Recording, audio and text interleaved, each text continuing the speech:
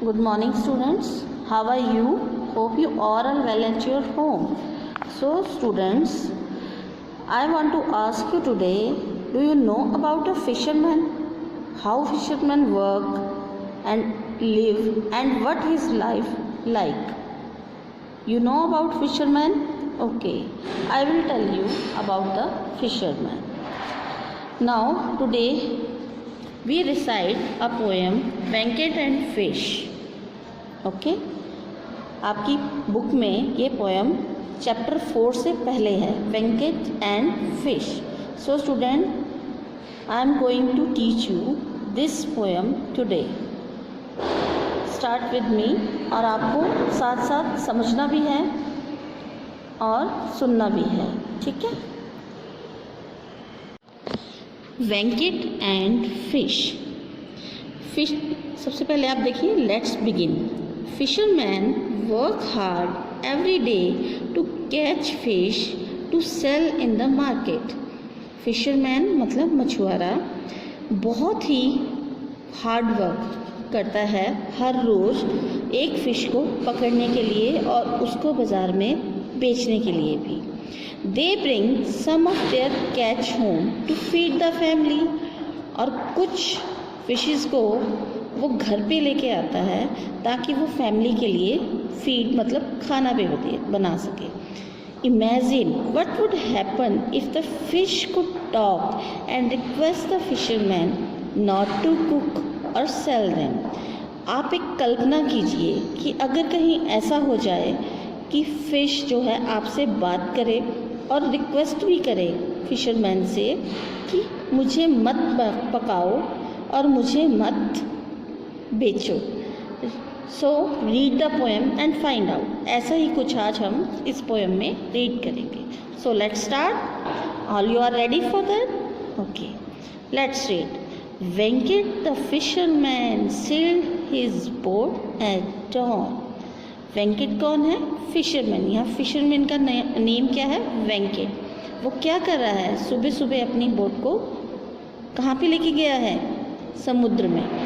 Peered into Arabian सी. कहाँ पे लेके गया है? अरेबियन सी. और पियर्ड का मतलब क्या है? झांकना. ट्राइंग नॉट टू यान. और क्या कर रहा है वो सुबह सुबह उठ के आया. यान मतलब जम्हाइयाँ ले रहा है. जब आप सुबह टाइम से पहले उठ जाते हो या आपको मम्मा आपकी उठा देती है तो आपको बहुत जमाइयाँ आती है क्योंकि आपको नींद आ रही होती है और आपको उठना भी पड़ जाता है. तो ऐसे ही वो यानिंग करते हुए अरेबियन सी में झांक कर देख रहा है कि उसको कहाँ पे अपना नेट लगाना है. ठीक है. Venkat the fisherman cast his sturdy net. Venkat क्या है? एक फिशरमैन. वो क्या कर रहा है? अपना नेट. कास्ट मतलब आप यहाँ मीनिंग है throw something forcefully into water to catch a fish. ठीक है, कि किसी चीज़ को जोर लगा के फेंकना पानी में जिससे कि वो मछली को पकड़ ले. ठीक है. और स्टडी क्या है? Strong and can not be broken easily. Study क्या है? कि ऐसी मजबूत चीज़ कि जो जल्दी से टूटती नहीं है. And waiting till sunset. और कब तक वेट करना है उसको? जब तक सूरज अस्त नहीं हो जाता. ठीक है. Venkat the fisherman got a big fish. Venkat ने क्या किया? एक बहुत बड़ी फ़िश को पकड़ लिया. ही thought he will make a nice spicy fish dish. और उसने क्या सोचा कि वो आज इससे स्पाइसी फ़िश की जो है एक करी एंड डिश बनाएगा. ठीक है. Venkat the fisherman came back to his hut. और वो यही सोचता हुआ, यही इमेजिन करता हुआ अपने घर की तरफ वापस आ रहा है. To make this his tasty fish curry, कि वो अपनी टेस्टी फ़िश करी कैसे बनाएगा. He bought a fresh coconut. इसके लिए उसने क्या किया? वो मार्केट से फ्रेश वाइट कलर जो होता है ना, फ्रेश कोकोनट, वो अंदर से फुल वाइट होता है, बिल्कुल फ्रेश. उससे वो क्या करेगा? उसका वो मिल्क लेके और एक ग्रेवी रेडी करेगा फ़िश करी के लिए. ठीक है.